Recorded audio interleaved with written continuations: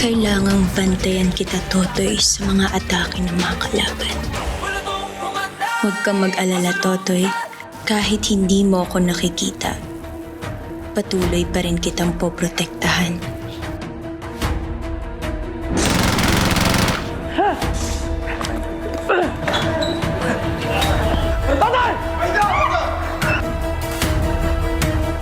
Ako lang may kasalanan sa'yo. Baldo, what? What? Ano nangyari? Bakit inumaga na kayo? Pasensya na, boss. Sinunod na namin ang utos ni Doña Ruby. Doña Ruby, baka malagot kami. Eh kaya naman kayo binabayaran para protektahan ako at manahimik. Hindi ba? So just shut up and do your job. Tara na! Magsama-sama tayo!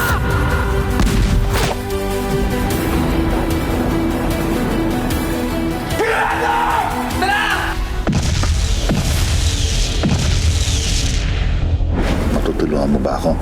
Tagal ko na nga rin gustong sampulan yung mga kastilyong yan. Para matulungan kita, kailangan tulungan mo ako. Total, nandiyan ka na rin lang sa loob. Mangalap ka ng intel para may magamit tayo. Bakit mo binaril si Baldo? Totoy! Buti ka nang patayin ni Baldo! Pati si Sandy tayong lahat papatayin niya! Hindi ka matay na kailangan niya! Okay, pasok nyo na yan sa opisina ko. Ingatan nyo, ha? Mahal yan. Yung CCTV, naikabit na ba? Opo, naikabit na po. Kapag nanakaw na naman ng bago kong black book, mananagot kayong lahat sa akin.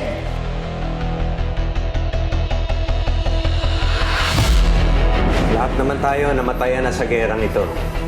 Pero hindi naman tayo nasiraan ng bait katulad ni Baldo. Siguradong may nangyari sa kanya nung hindi natin siya mahanap. Bakit pa tayo maghahanap ng ibang sisisihin? Nasa harap na natin ang salarin. Kailangan pa rin niyang pagbayaran ng pagpatay niya sa mag-ina ni Baldo. Subukan mo lang saktan si Stanley. Ako mismo na tita mo, makakalaban mo, Totoy! Ano? Sasaktan mo siya? Sasaktan mo ko? Tita, kahit kailan po hindi. Pero huwag mong pagtakpan ang kademonyohan na ginawa ng hayop na yan. Hoy, that's enough.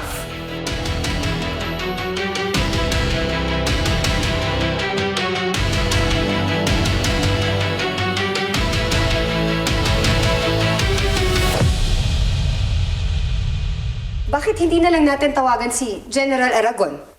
Humingi tayo ng immunity. Pwede naman yun, di ba? I'll call him later. Wala kayong gagawin. Pagbabayaran ni Stanley lahat ng kasalanan na ginawa niya. Sa ayot sa gusto niya. Wala kang karapatan! Diktahan kami! Ako ang hari dito! Ako lang ang batas! Ako lang ang masusunod! Hindi ikaw! Hindi ikaw!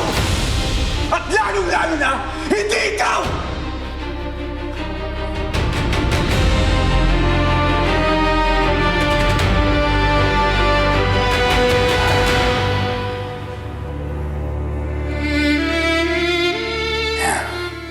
Ngayon, kung may problema kayo doon, nakita mo yan? Bukas ang pinto.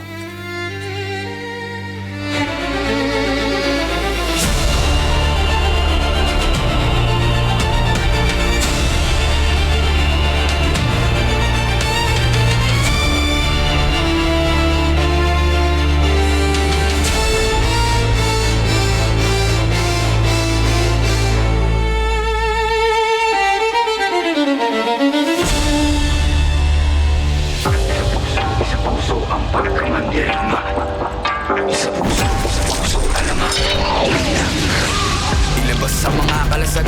Huwag kang karagarag, humanda kung pumalag. Di mo ba nakikita yung mga nasa laot? Mga balangay na daladalay, mga salot. Mga katawan na katapal na bakal. Wala tayong labang kung kawal sa kawal. Pero pag sama-sama natin palibutan, iwan ko na lang kung hindi sila kilabutan. Patakas yung mga pagkatalaraw. Sumigaw ka ganito kahit kumalaw. Mga mapagsaw, magiging naso. Kapag kanilang balutin, balutin ang kalaso. Balutong pumanday, pasalundan. Magitay ka lang ng mga gimbal. Dahil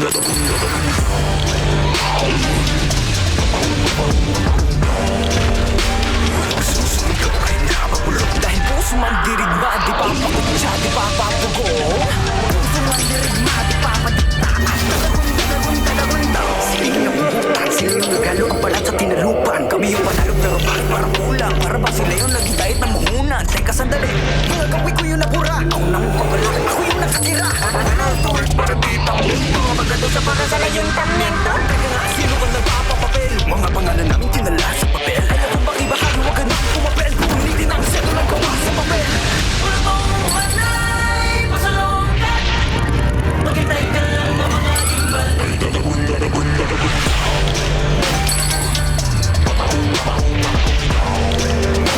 Nagsusuligaw kahit napapalo. Dahil puso man dirigma, di pa pakutsa, di pa papagong.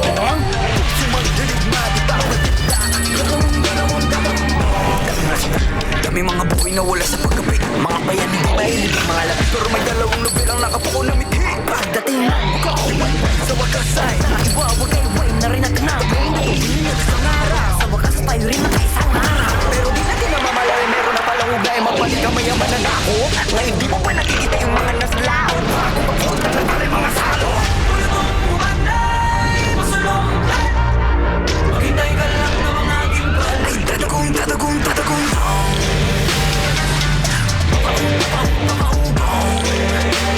Nagsusumigaw ay nakabulo. Dahil puso man dirigma, di pa pakutsa, di pa papugong. Puso man dirigma, di pa padikta. At tatagong, tatagong, tatagong.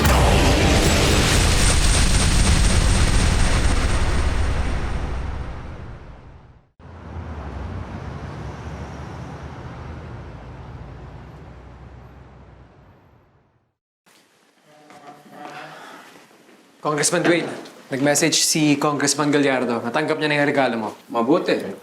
Ay, paki-follow up na rin yung sa ibang committee members. Kailangan ibasura yung ethics complaint nila sa atin.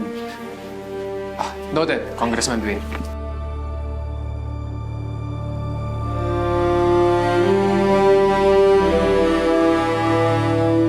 Kailangan kong makuha ang impormasyon na nakatago sa bagong black book ni Silvio.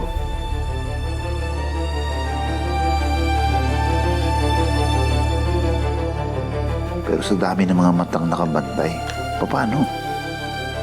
Si Mama, nakapasok lang natin ng selda.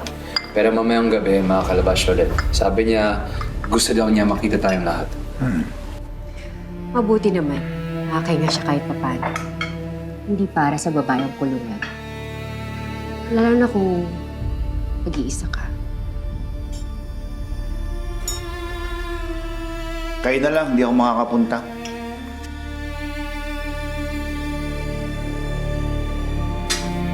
Bakit naman, Nico? Hindi ako sangayon sa ginagawa niyong pagpupuslit sa kanya.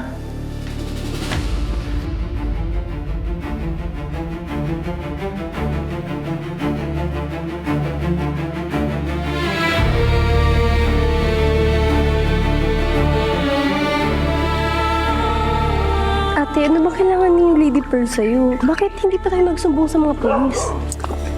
Malabo yung sinasabi mo, Bethel. Hindi mo kilala si Lady Pearl. Kung gaano siya kasahol at gaano kalaki ang impluwensya niya sa Poke Paraiso. Yung ginawa niya sa atin na magkasama tayo sa ospital, mas masahol lang kaya niyang gawin pag mag-isa na lang ako. Eh sila Kuya Jet, sila Kuya Tutoy. Bakit hindi tayo lumapit sa kanila? Hello, Jet. Asan ka? Ba't bigla ka lang di nagparamdam? Nag-aalala ako sa'yo. Gusto ko lang sana magpahinga saglit. Pero nandito na ulit ako sa Iyas. Ano pa iniintay mo? Eh, di puntahan ka agad kita bukas, di ba? Sige. Ingat.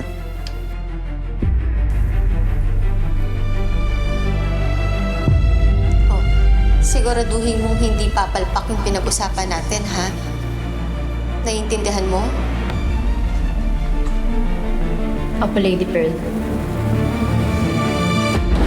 Balik ka na! Ito na si Jen. O, maiwan ko na kayo, ha? Salamat. Salamat po.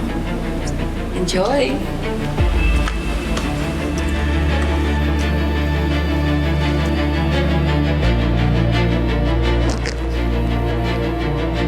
Jet, patawarin mo ko. Ginawa ko ito para mabuhay.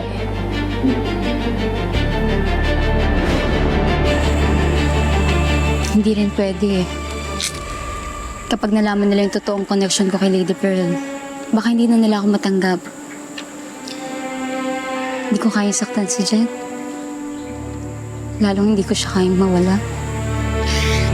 Basta, Bethel, tatagan mo lang ang loob mo. Tatapos din to. Hindi kita papabayaan.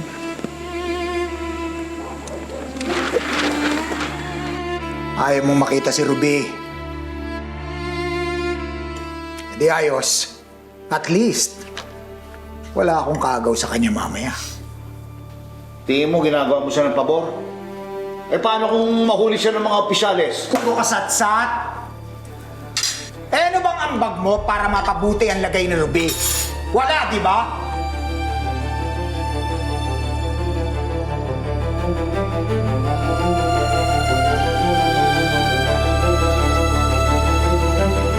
Palamunin ka na nga, reklamador ka pa.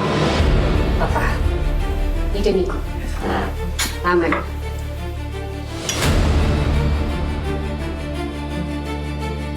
Alam mo, Nico, kung pumunta ka man o hindi, alam mo, pakialam. Bahala ka dyan.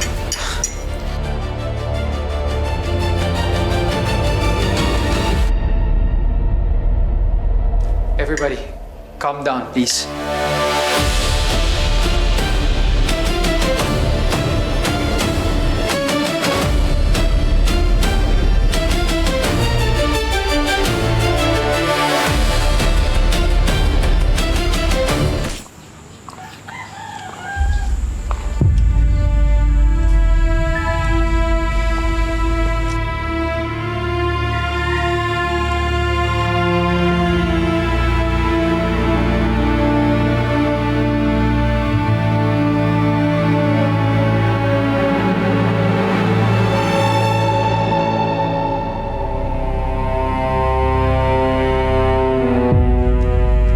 Piera, pinapasundo ka na ni Lady Pearl.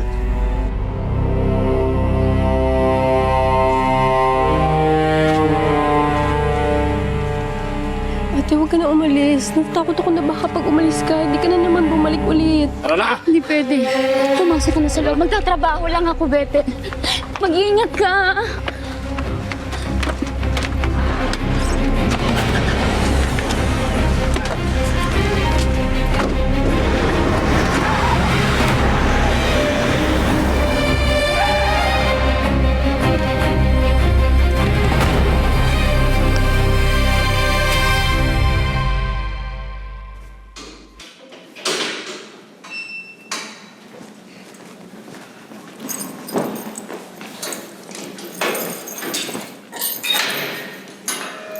Doña Ruby, oras na. Hoy! Ba't nakalabas yung impactang yan? At saka, bakit di yan nakapusas? Ipupustik nyo na naman ba palabas? Hoy, Ruby! Di porkit mayaman ka, hasta kang parang reyna dito. Isusumbong kita! Lumas ka. Lumas ka. Pusasan mo ako.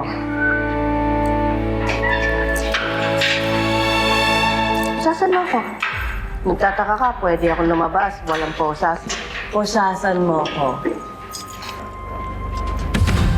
Pusasan mo ako. Tama ka eh. Hindi naman ako reyna dito eh. Bakit ako pwede lumabas? Diba? Sumama ka sa akin. Sama ka sa akin. Ha?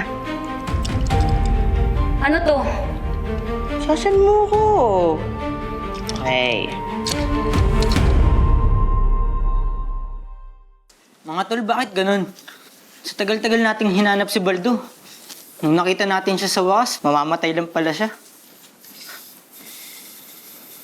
Ang pinagtataka ko,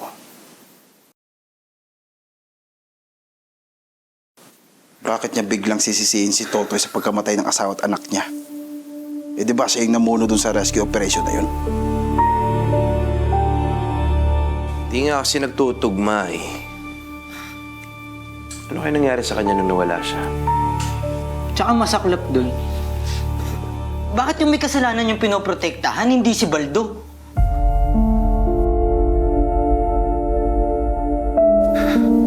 Nabahira na ng dugo ni Baldo yung mga kamay ni Miss Diamond. Huwag nating kakalimutan yun, ha?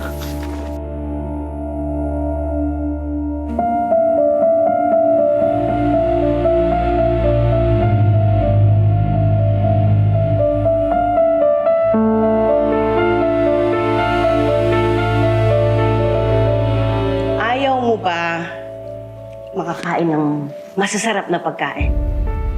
Mag-relax. Ayaw mo makita pamilya mo? Pagbibigyan kita na gawin lahat ng gusto mo. Kahit ngayong gabi lang.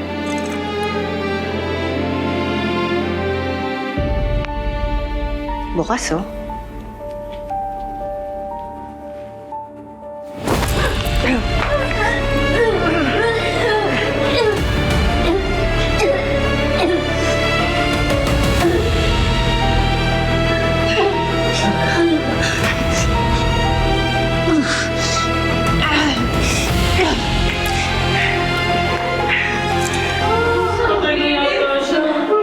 Ano? Meron pa ba magsasalita sa inyo? Sleep na. Tulog!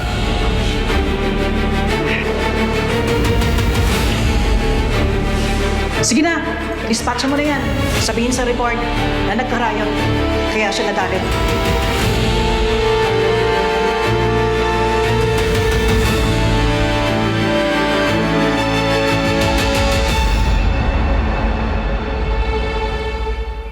Huwag niyang matawag-tawag na hari ang sarili niya. He's nothing without me. Paps, Ano? all due respect, may point naman po si Totoy. Kailangan managot ni Stanley sa pagpaslang sa anak at asawa ni Baldo. Oh, believe me, no one would be happier than me na makitang mabulok sa kulungan niyang Stanley na yan. Pero sa ngayon, may pakinabang pa siya eh. Ang hindi ko gusto yung inaastan ng Totoy na yan na parang mas mataas pa siya sa amin lahat. Hindi po ba mataas naman talaga si Totoy? Yan. Diyan ka nahahalata eh. Sinasabi mong hindi mo mahal si Totoy pero dinedepensahan mo siya every chance you get. Even against me. Nagsasabi lang po ako ng totoo. Pareho lang kayo ni Totoy na walang mararating kung hindi dahil sa akin. At lahat ng binibigay ko, kaya kong bawiin.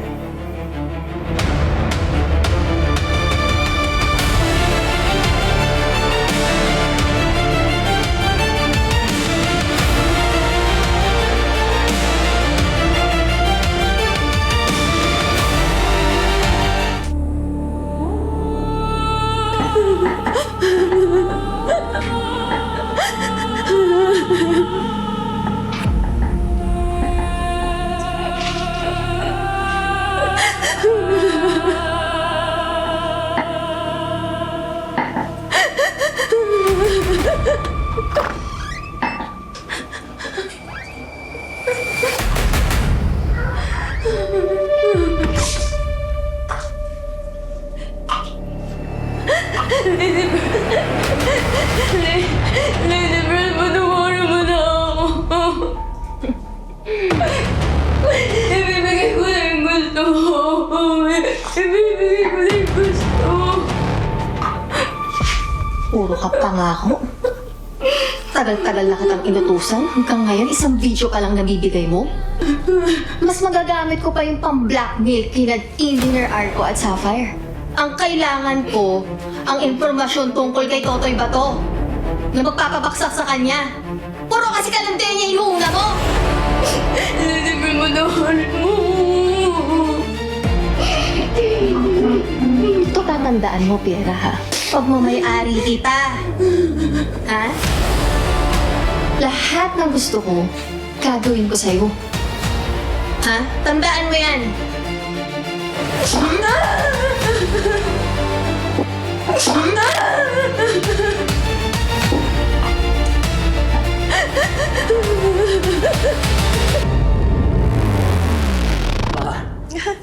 Dwayne! I miss you. I miss you!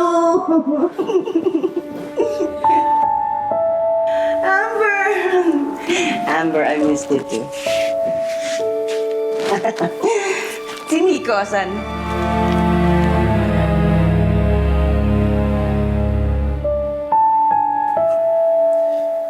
Ewan ko ba dun?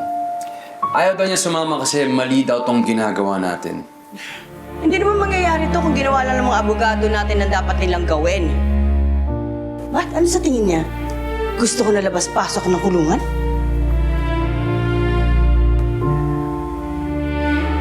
Relax ka lang, Ruby. On the way na ang perang magkukumbinsi sa koneksyon ko na palayain ka na. Tignan lang natin kung makakatanggi sila sa kalahating bilyon.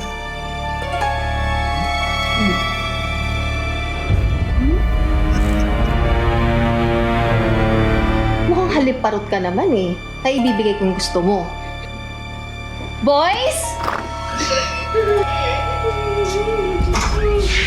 Ay, ang hilig mo, di ba? Mukhang nalalanta na to si Piera. Kulang sa dilig. Ay nang bahala sa kanya, ha? O, masyadong batakin. Magtira kayo para sa kapatid niya. Nilibig si Bethel! Huwag yung kapatid ko!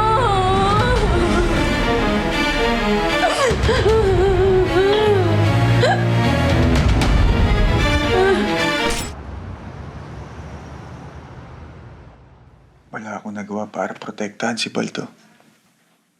Para bigyan siya ng hustisya. Binigo ko siya. Bukas, maglilibing na naman ako ng kaibigan. Di sana mangyari to kundi dahil dito.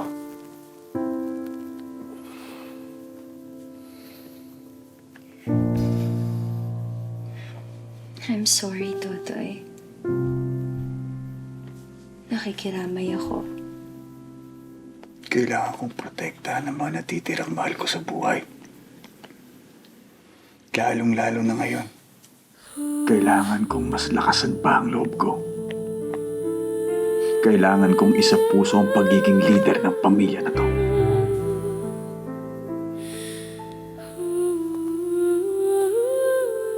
Yan ang kahanga-hanga sa'yo, Totoy.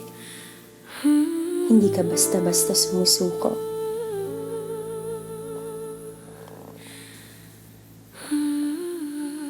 Basta tandaan mo, kapag kailangan mo ng pahinga,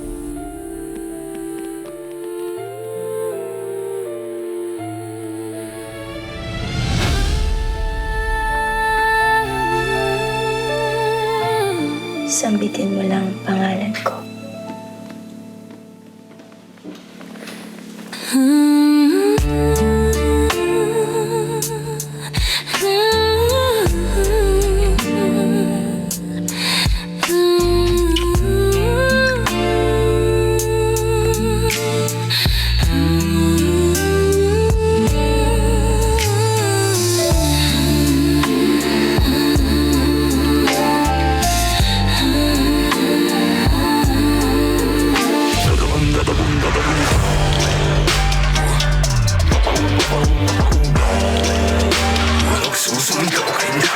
Dahil puso man dirigma, di papakutsa, di papapuk. Ibang klase talaga to si Pera.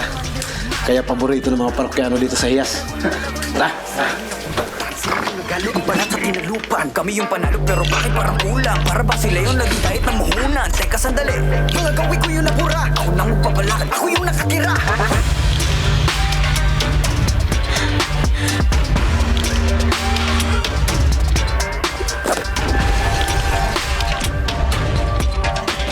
Sinugal ko na ang buhay ko rito. Kaya sisiguraduhin kong wala nang takas sa batas sa mga Kastilyo. Monte, kumbinsihin mo sila na kakampi ka nila. Huwag kang magpapahalata. Sige na, ingat ka.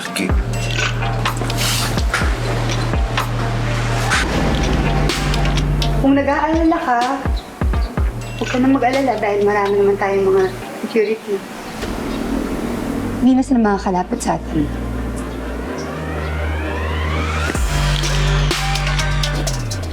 Safe tayo dito. Pinapospone mo daw ang kasal niyo ni Amber.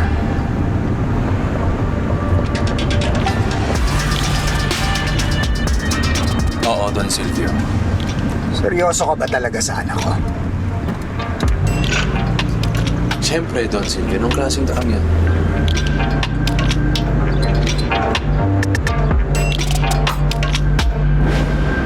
Stanley, anong ka problema? Tingin ko, handa na ako pagbayaran. Baka sa mga nagawa ko na sa mga ibang tao. At tanggap ko ng pagpalarang ko. Kailangan pagbayaran sa batas.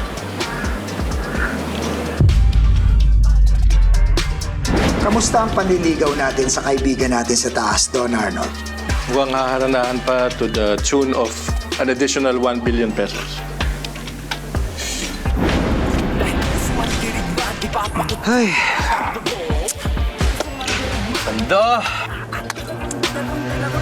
Bando, pasensya ka na dahil sa mga panahong kinakailangan mo kami, wala kami doon. Nagkagulo-gulo na. Nahayaan ka naming lumubog. Hindi namin narinig yung pagsaklolo mo.